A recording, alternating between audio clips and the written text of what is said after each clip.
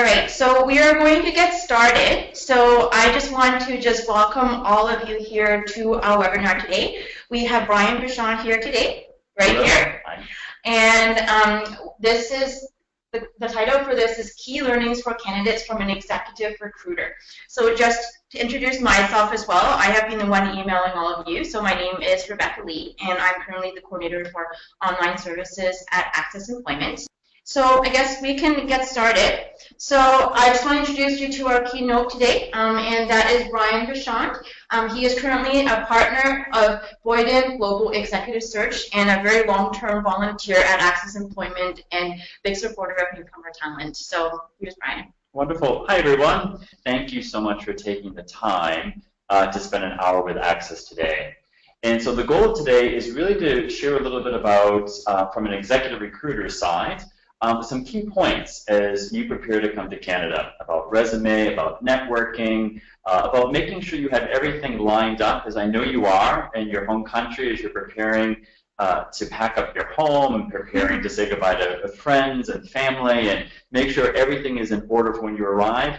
It's critical that some of the issues today we'll speak about are also in order as well. Perfect. And as Rebecca mentioned, my role here, I've been serving as a volunteer at ACCESS Employment for at least 3 years, and I also serve as a board of director here, and I am extremely passionate about this organization and all the great work that they do, and have met so many individuals who've come through the program, like yourself, and have been highly successful in landing great careers and in a new chapter in their life here in Canada.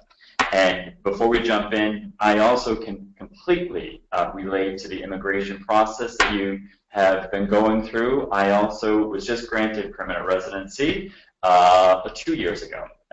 Didn't come from that far away, just south of the border from New York City.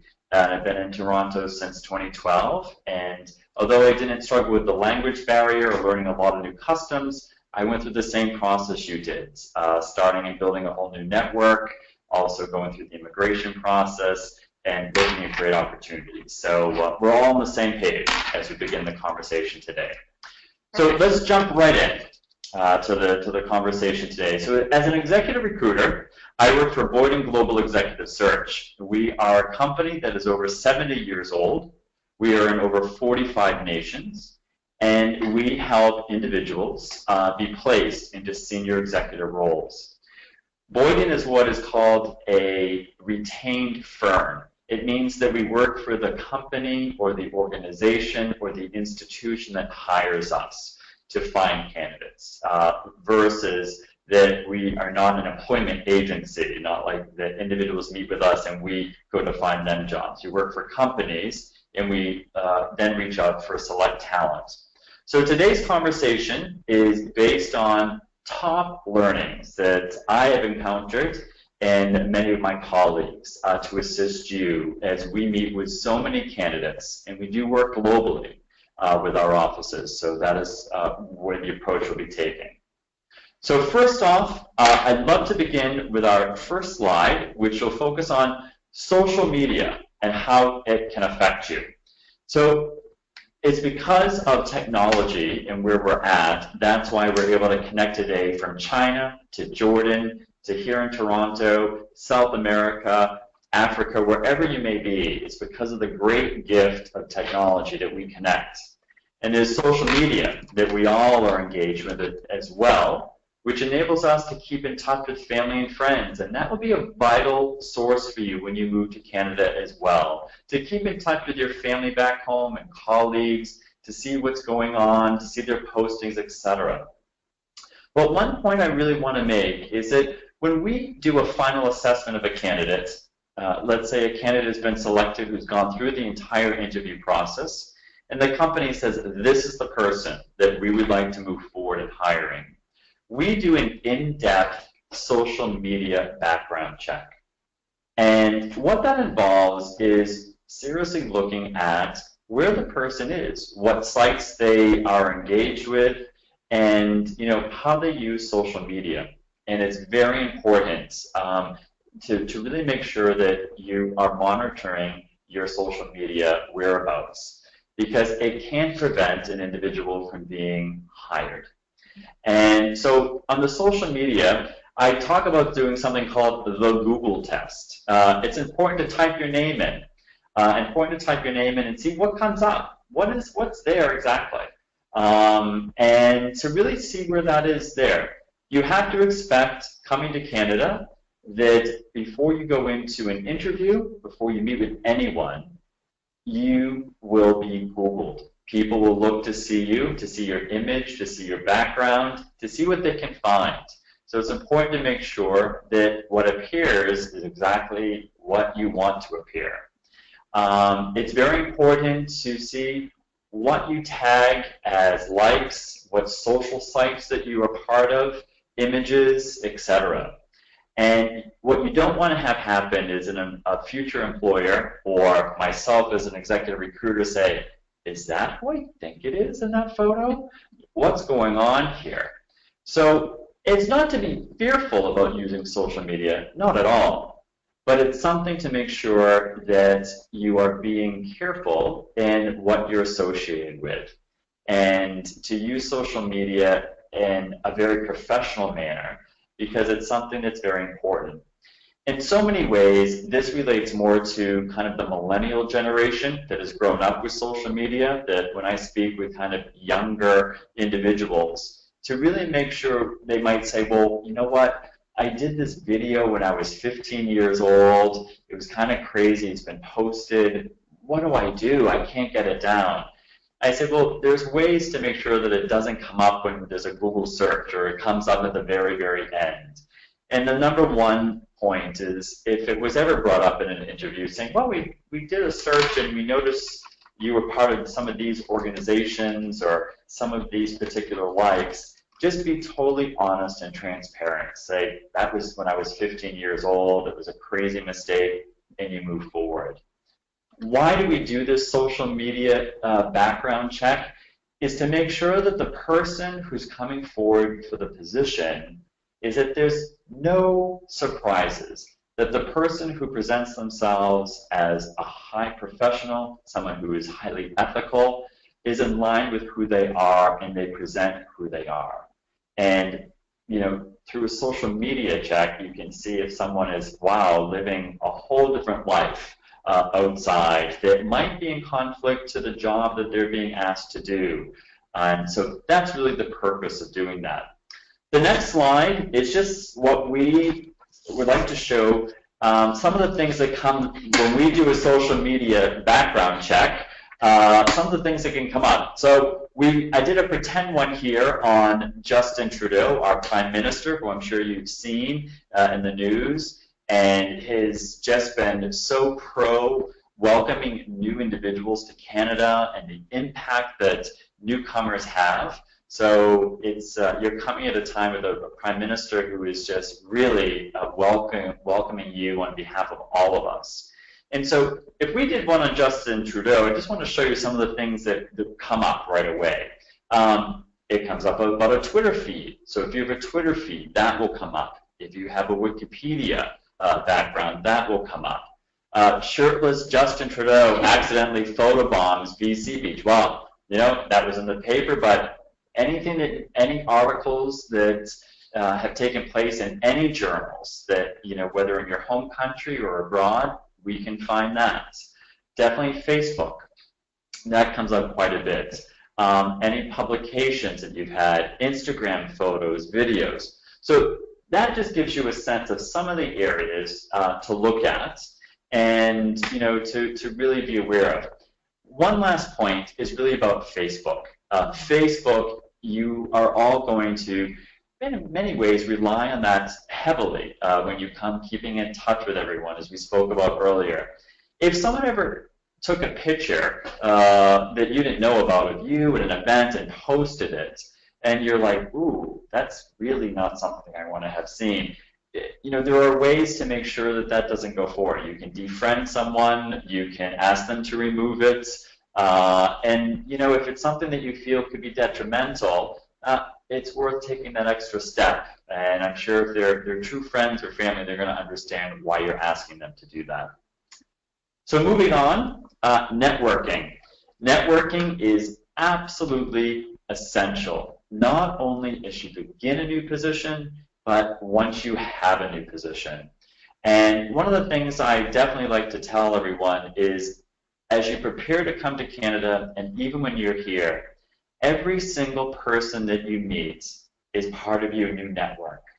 And so I think that is just something to really hold quite closely, that every single person is there growing in your network.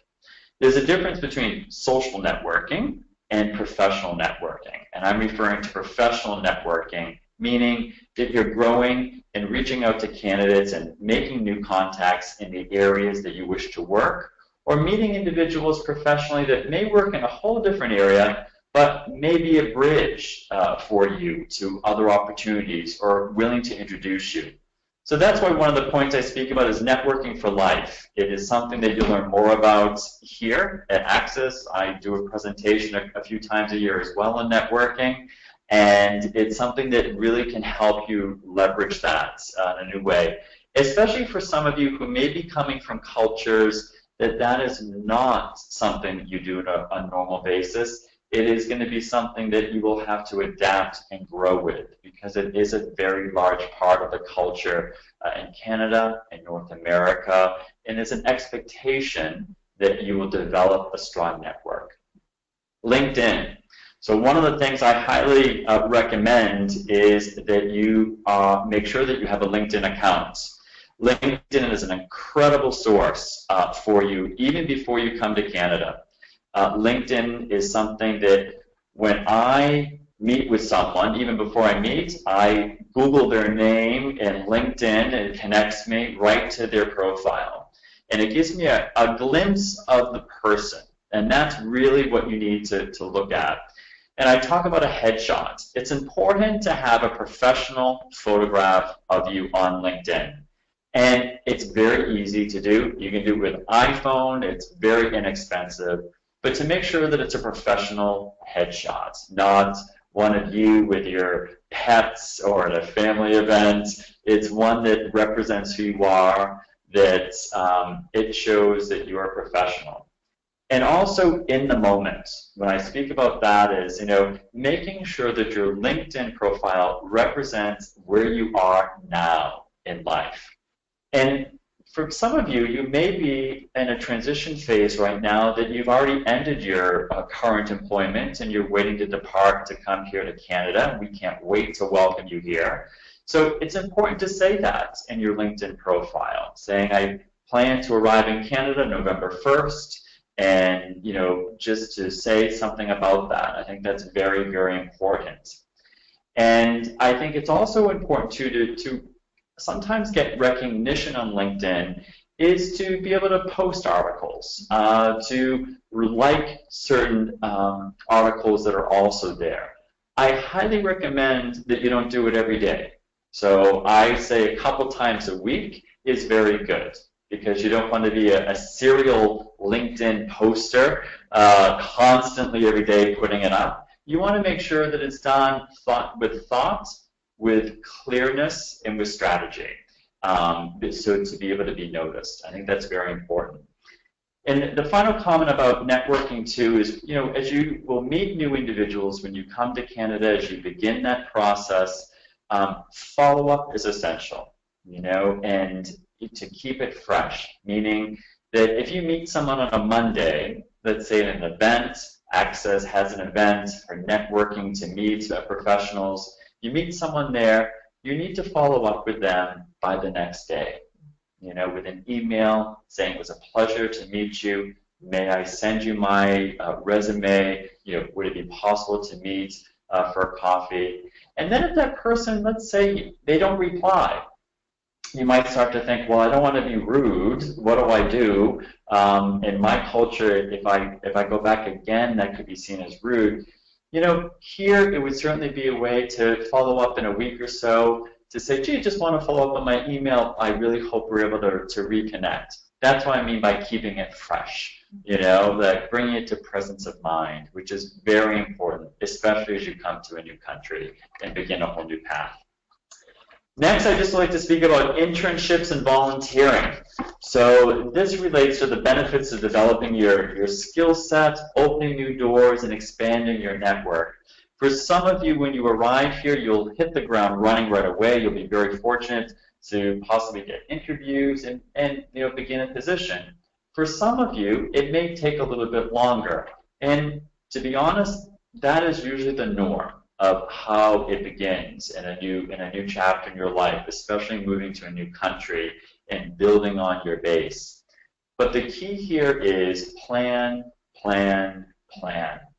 Even if you are in between looking for starting your position and when you're looking for it, be open to an internship, be open to an opportunity that may just get you exposed. And what I mean by that, there are many volunteer opportunities in Toronto. There are so many organizations here that are always looking for volunteers, especially for many of you who are very strong and very accomplished leadership professionals.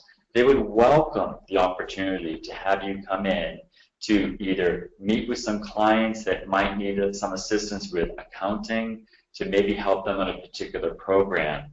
And what that does, it shows potential employees here that, wow, you come right into the culture, you're already giving back, you're already engaged. And so many of those volunteer organizations also are ways to bridge your network, to meet new people, and to expose yourselves and learn the culture in a very positive manner. And I also state here, never say never, meaning, sometimes when we say never, those are the things that happen. But what I also mean is, never say never. If you do have a volunteer opportunity, say, no, I'll never do that. I don't want to be involved with that. Be open. Be open to what the opportunities may be, and that's very, very critical. And volunteer where you have interest and where you can demonstrate your leadership. Maybe you have a sincere interest in youth and you want to help educate youth, and you have a background in finance. They might have programs offered about educating youth in finance. Or maybe you want to start one. So the key here is to align what your passion is, what your professional background is in a volunteer capacity, which is critical on resumes and is something that employers really look for as well. The next slide is going to be resume do's and don'ts. This is something that we could spend probably about 6 hours on, but we're going to go through just some of the highlights. And I'm sure during the Q&A time, we'll have plenty of time to answer some of your questions. First and foremost, resumes are a living document. Your resume will always change. Mine changes all the time. It's something that you just have to realize that there is no perfect resume. And if you ask me, if you share your resume with me, I might come back and say, well, I would change this. You might want to put this here, etc. And you go home and you do it. Then let's say the next day you go to Rebecca, who's next to me, and you say, could you take a look at my resume? And she might say, I would change this, I would do this. You could spend your whole day changing your resume because everyone has an opinion about the way it should look and how it needs to be. What I want to offer you are just some basic foundations of what a resume needs to have. And as someone who looks at resumes all day, some things that turn me away.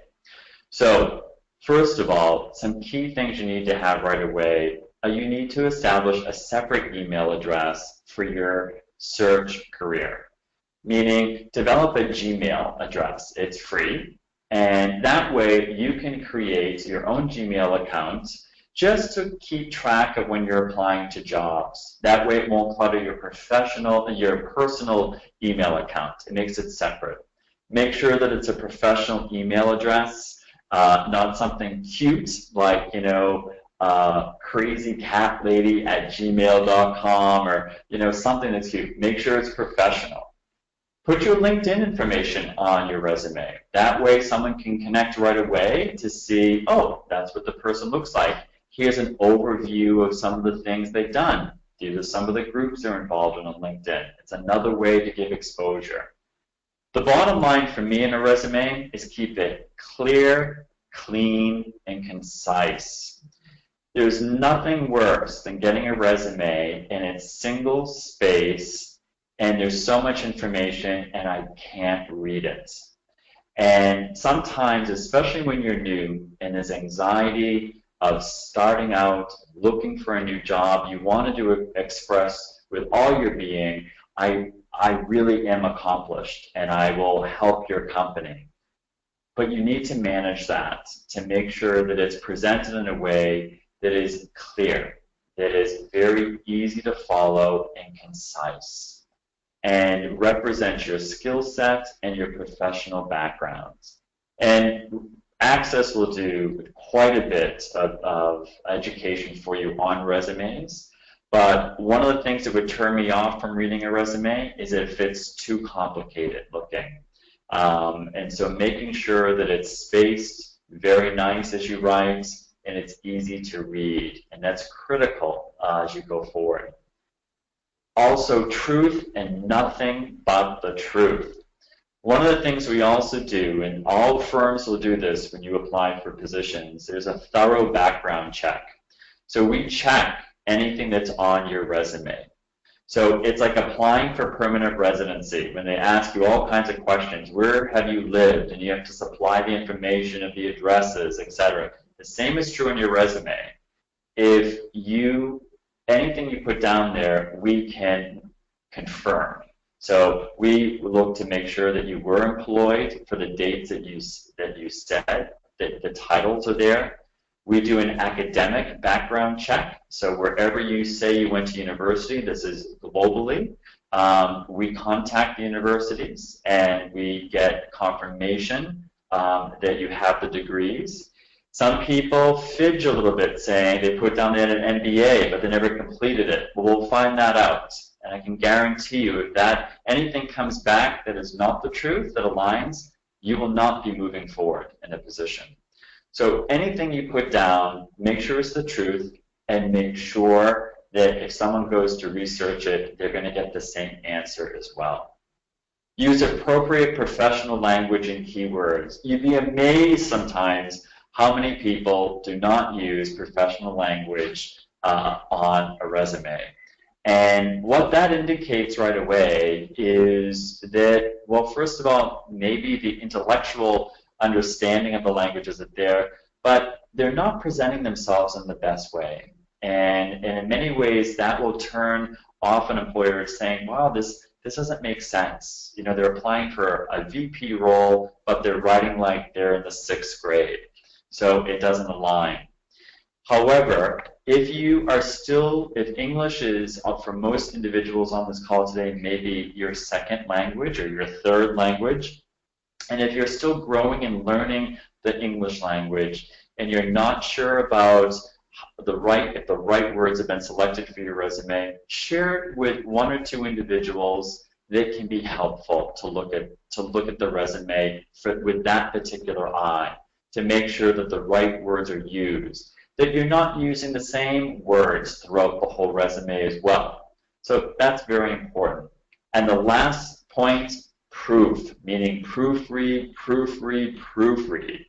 And, you know, it's a first impression, so make sure that the spelling is correct. Make sure that there's the appropriate spacing in between. My name is Brian. And you'd be amazed how many times when people send me a resume, they write brain instead of Brian. Hi, brain. And, you know, it's simply proofreading. You know, I understand that the spell check's not going to pick up because it's spelled correct, but we need to do our due diligence to make sure that it's correct as well. Little things like that for first impressions, can have a big impact. Other handy tips there in the box, you know, regarding voice messages. Make sure when you have your cell phone, you set that up. Make sure that the voice message is professional. Make sure that when you're recording the message, there's no dogs in the background backing or a baby crying, because making sure that it's a professional message.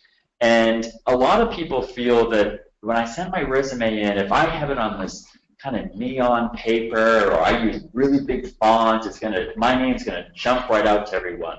Well, there is some truth to that. The way you format the resume, it can be attractive. It's like when you go for dinner, the way the table is set, when you walk into the room, can be very inviting, or it can kind of be like, wow, it looks like they didn't put any thought into this. Everything's just kind of thrown together.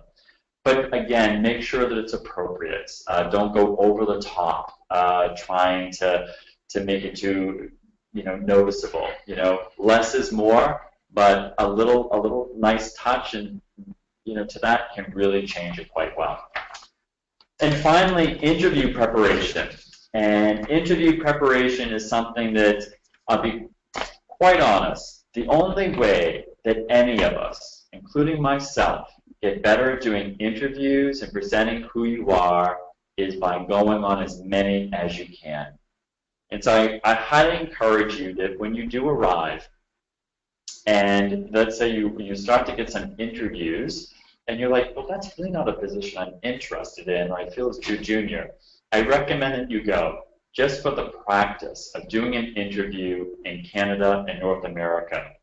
And it's very important, and very important in terms of your use of language, understanding how to present yourself as a candidate who's now here. That's very, very important. One of the things that I can guarantee you that you will be asked, and I see this every single week as I do interviews, as I'm part of interviews with a corporation, that you should look up who you're meeting with. That's very important. And you do that simply through the company, or their website, also through LinkedIn. And you have a right to ask the firm before you have an interview, who am I meeting with? Because in preparation for that, you'll understand their background, their role. You may even have some common contacts, and that will be very important for you. And many times, you will be asked, I see this all the time, they'll say, so tell us a little bit about what you know about the company, or about our roles in the company, and how do you see yourself fitting in that role. So you have to do your due diligence. Review your resume before you go in, because oftentimes what can happen too is someone may see something that you did in your last role, a particular point in your job, and say, so I notice here that on this point you led a team of 4 and you increased sales by 3%. Tell me more. How did you do that? Be prepared for anything on your resume to give an example or to give further insight on. You don't want to be caught like an animal in the headlights of a car, not knowing what to do if they ask you something. So it's important to be prepared. Also, review the websites of the company you're going into. Spend some time, really digging around, looking at the website. It's almost like preparing for a test in school. Jot down some key facts. Make sure you have them in your mind. Not that you want to just recite them right away if they ask, but make sure that you can integrate them well into a conversation if it's appropriate during the interview. Also look at their social media sites. Every company will have something on Twitter or LinkedIn, and be familiar with that. That will give you some other insights. Ask others about the company or the internship that you're going for. You can start that at ACCES, within your own community, where others may be. And always do a post-interview thank you. This is critical because I've been at debrief meetings after we've met with candidates with the company, and it will always come up saying, did everyone hear from Sally? Did everyone hear from Joseph? Gee, that's odd. Mohammed never followed up, So that is important. That's simply an email thanking the committee for their time, thanking for the opportunity, and you look forward to hear results moving forward. It's very simple. Other handy tips are there in the corner. We won't go through all of them, but just a couple practical ones. Plan your travel there in advance. You don't want to, you will already be anxious and nervous and excited going into the meeting, but you don't want something, the subway was slow, you're running in, you're anxious now, you're breathing heavy, it's raining out, and you didn't have a chance to kind of, stop in the restroom to make sure here's ready. Make sure you plan your time well. And of all that list, and you can ask me questions on this as we move into questions, the last point is treat everyone equally. So what I mean by that is the following. When a candidate comes in to see me, let's say they're coming in to see me at my office, this is a candidate that the company may be interested in interviewing. The receptionist will greet the individual, bring them into the boardroom, and then the receptionist comes to me and gives me their first impression of the candidates. Meaning, was the candidate professional? How were they dressed? Were they friendly? How do they interact? And let me tell you, you'd be amazed how many individuals most are always meet the bar and are always exceptional. But there have been several cases, someone comes in, the receptionist goes out, they're on their iPhone, they just glance up, say, oh, hi, and they follow the receptionist in and then never say thank you. If they're doing that to the receptionist, they're going to do that to others. And so we look for consistency. It's like going back to the social media. We want consistency of who the person is. And those are sometimes very small matters, but it's something that comes through. And that's very, very important to do that. So that is a high-level overview. It's a lot of information. A lot of it you already know. But some of it's very important to really spend some time on. And this would be great for questions, because it will really be an opportunity to kind of hear how your experience will now translate into the Canadian market. Wonderful. Thank you, Rebecca, and all the best to everyone. We look forward to meeting you at ACCES when you arrive in Canada. Yeah, and thank you so much for all your time, and thank you, Brian. Pleasure.